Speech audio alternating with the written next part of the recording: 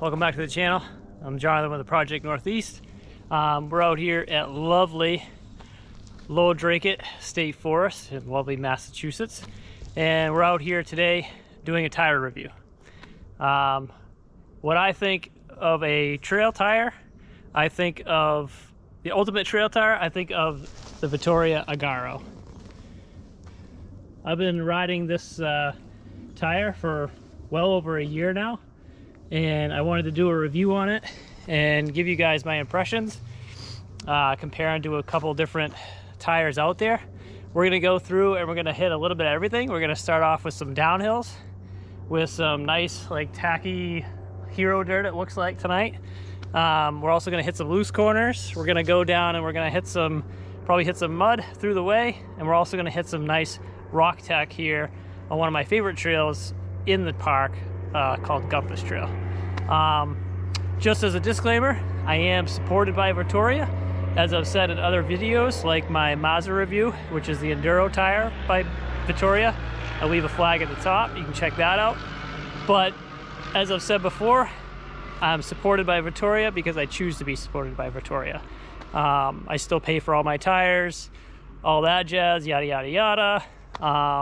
But I am supported by them because they're gracious enough to support me.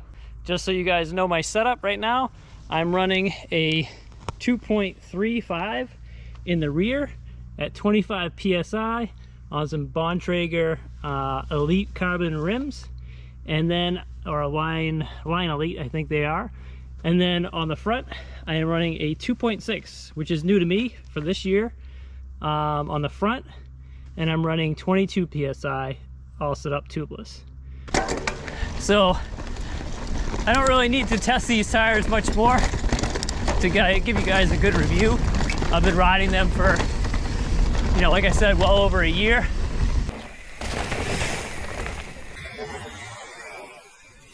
I've been riding them on everything from like a light enduro to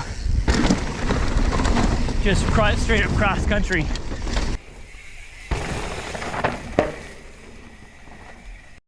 What I like about them is that they feel similar to a Maxxis Minion in grip wise.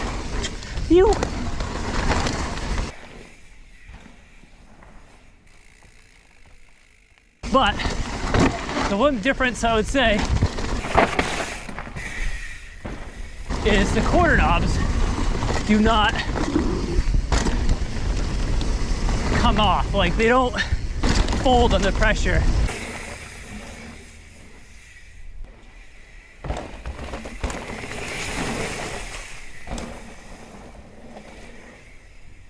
When you're doing stuff like you know, off-camber rocks and stuff like that, the knobs are more firm and planted. And before anybody says anything, somebody always compares on the Vittoria tire to like, oh, my go-to Maxxis tire is a DHF, blah, blah, blah, blah. It's like, well, you know what? The guy that designs the Vittoria tires designed the Maxxis Minion. And that was years ago. And since then, his tires have gotten more refined, including the Mazda, which was put in by a lot of input from other people, from pro enduro racers to trail riders to all kinds of people. And it's pretty safe to say that Vittoria's kind of taken over the market in the cross country world. And having raced a couple years of cross country on their cross country tires is what sold me on sticking with them through their endeavors to get into the enduro realm and trail realm with this tire. Because in all the years I was riding cross country, which was about 2 or 3 seasons and about 25 races, I think it was, and I took 2 Masters championships for sports class, which is Cat 2, which, yeah, I get it, it's not that monumental, but to take 2 championships in 1 year and only have 1 flat over the course of those 2 years speaks volumes. As I was saying about the durability of these tires, they're not the lightest tires in the world, but they are a trail tire, so they're about 900 grams, which isn't too bad, but they are rated for enduro. Not that I've ever run them enduro, but I guess I would compare it to like people that like to run an aggressor in the rear would probably want to run this as a rear tire, and you could run like a Mazda front or something like that for something that's really fast rolling. Woo!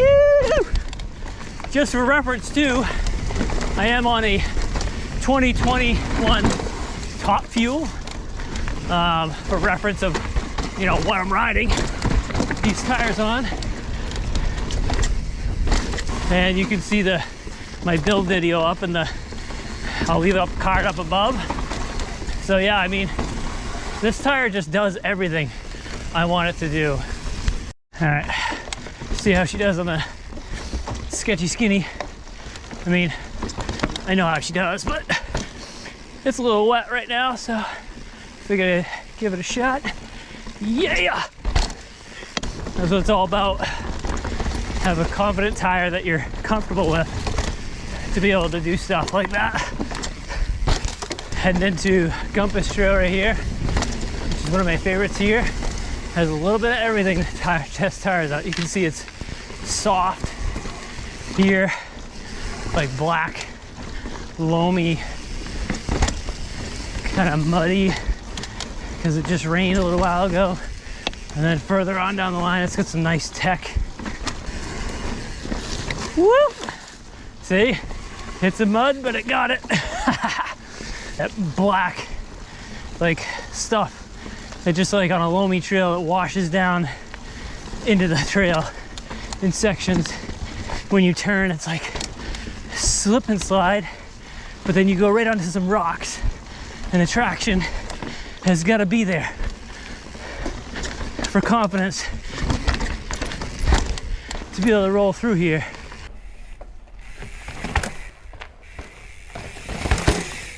So it sheds the mud pretty quick, and it gets on those technical rocks pretty fast, and it's still grippy, which is what you want from a tire, right? At least that's what I want.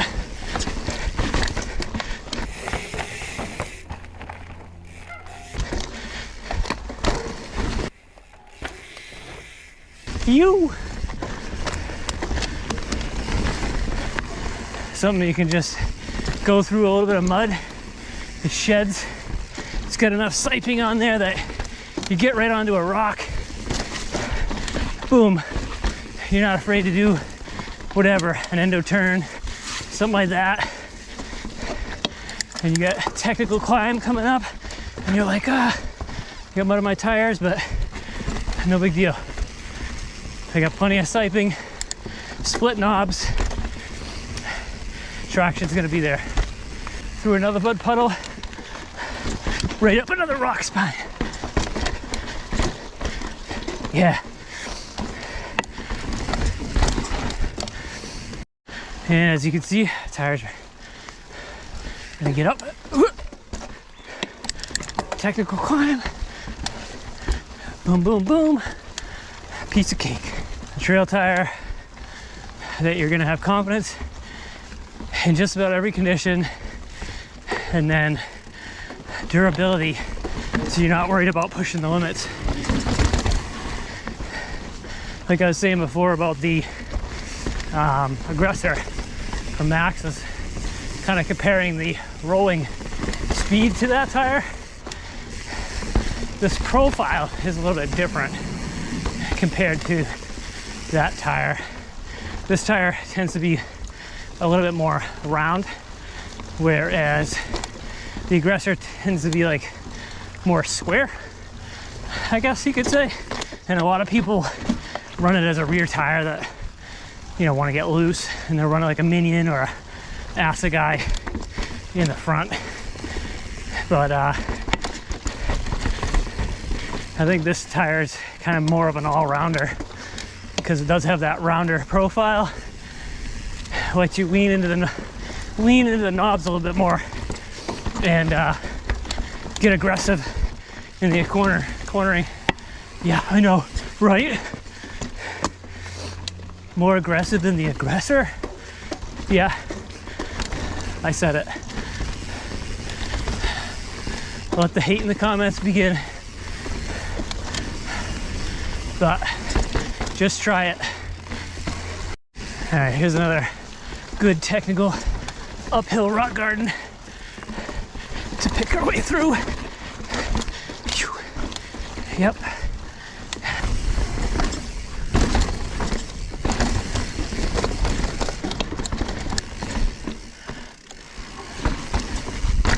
Time for one more downhill while I'm here. So let me know if you got any questions down in the comments. Do my best to answer them. Hit that like, subscribe button. Also, there's the affiliate links in the description. When you buy anything through Trek or Backcountry, it helps to support the channel. Woo! So if you do that, I appreciate it, as making content's a lot of work. But any help is appreciated. You know, whenever you're searching backcountry, or you know, you need something from Trek, whatever, go on there and just purchase through the link, and it helps me out. Well, I did realize there was one other thing that I wanted to talk about with these tires, and that's the technology. So, as you know, they use graphene 4C technology, which is supposed to be a, you know, superior compound, give you faster rolling resistance, better wear and tear, with 4 layers in the tires. But I'm not going to talk too much about that because I'm not a scientist. I don't know much about it, but that's the jargon. Anyway, what I like to talk about is the way these tires are designed. And you can see by these knobs that you have siping in each side knob. Some are 2 sipes, some are 3 sipes. Then you have the step knobs, which go the other direction. Then you have ramped knobs in the middle that offer faster rolling resistance, but yet they still offer a great amount of traction because they're still tall, but they're stepped. Then you have split knobs in here, which help cornering traction, and you have all the knobs are siped for just extra traction. But I would go as far as saying that on rocks, I haven't found anything that's better than a Vittoria tire. I've run minions and stuff like that on off-camber granite and stuff like that, and the knobs tend to fold under pressure when you're off-camber, and then you slide. Whereas these are siped and split, each one, so you just have the ultimate traction when you're going on the side of something or climbing up something or anything like that. And, you know, a lot of people have their tried and true tire choices. Mine is Vittoria. I've tried a lot of different tires, Continental, Maxxis, Schwalbe. And once I found that these tires worked for me racing, both cross country and enduro, I just have stuck with them, and the tire technology just keeps getting better and better and better and better, to where I think that for the price, they're probably, I think they're the best tire on the market, because I wouldn't run them otherwise. You know, you go to any Maxxis tire and you're spending $90 for, you know, a high-end Maxxis tire, whereas the high-end retail price of a Vittoria is usually around $69.99, which right then and there, you're $20 cheaper MSRP for tires in the same category, which I think, honestly, are superior. So what's not to like? I don't know. Some people just stick to their guns and have their brands, but if you haven't tried them, try them. All right, that's it. I just wanted to talk about that. And then let me know if you got any questions down in the comments. Hit that like and subscribe button for future reviews on different things and awesome riding videos, obviously. And we'll see you in the next one.